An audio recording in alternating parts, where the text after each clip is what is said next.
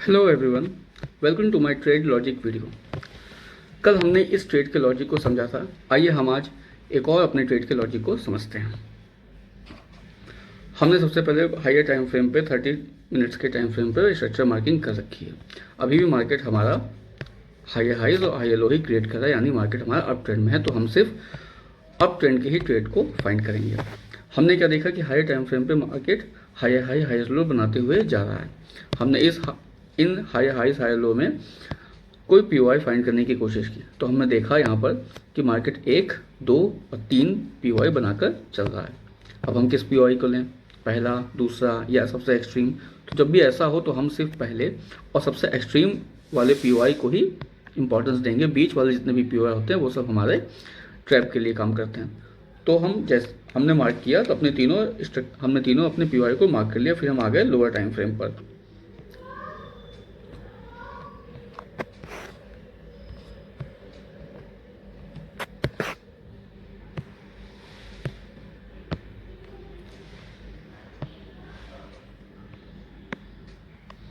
तो हमने देखा कि यहाँ पर मार्केट ने हमारे पीओआई को टैप किया।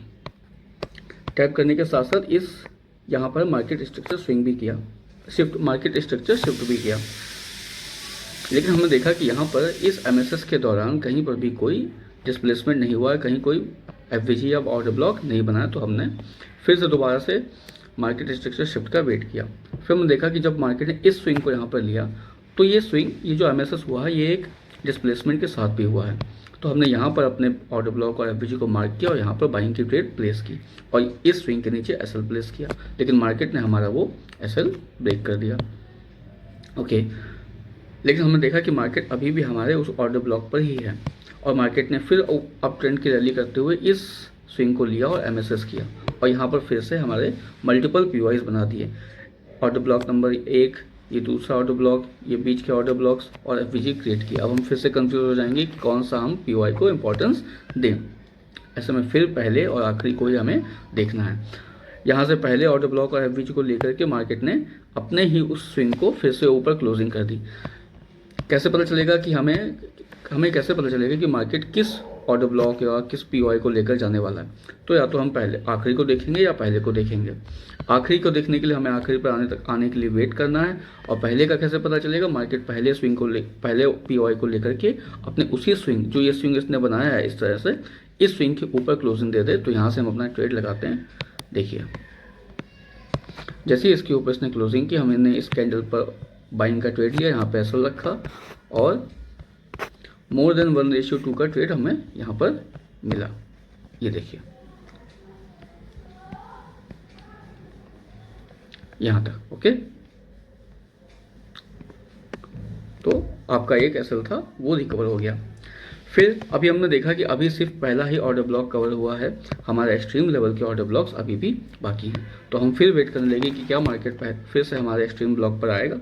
तो हमने क्या देखा, हम वेट करने लगे और ये हमारा फिर से मार्केट हमारे उस एक्सट्रीम ब्लॉक पर आया। ध्यान देने वाली बात यह है कि मार्केट ऑलरेडी यहाँ पर मार्केट स्ट्रक्चर शिफ्ट कर चुका है। तो अब हम दोबारा से मार्केट स्ट्रक्चर शिफ्ट नहीं देखेंगे। ऑर्डर ब्लॉक और एफवीजी पर टैप करते ही हम फिर से ट्रेड प्लेस करेंगे। यहाँ पर जैसे ही मार्केट ने हमारे पीओआई को टैप किया, हमने यहाँ पर बाइंग का ट्रेड लगाया, यहाँ पर एसएल डाला और ये देखिए, see the size of up trend 1:5, 1:10, 1:20 आपको यहाँ पर मिला हुआ है।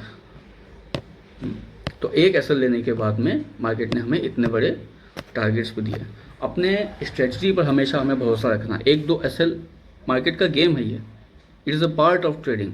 आपके एसएल लगेंगे, लेकिन आपको अपने स्ट्रेटजी पे हमेशा भरोसा रखना है और अपने रूल्स के साथ अपने ट्रेड को प्लेस करना है। और इतने लंबे लंबे ट्रेड हमारे सिर्फ एसएमसी और आईसीटी के कॉन्सेप्ट को बेहतर समझ के ही पॉसिबल हैं।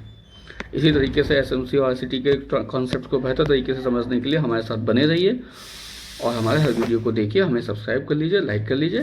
Thank you.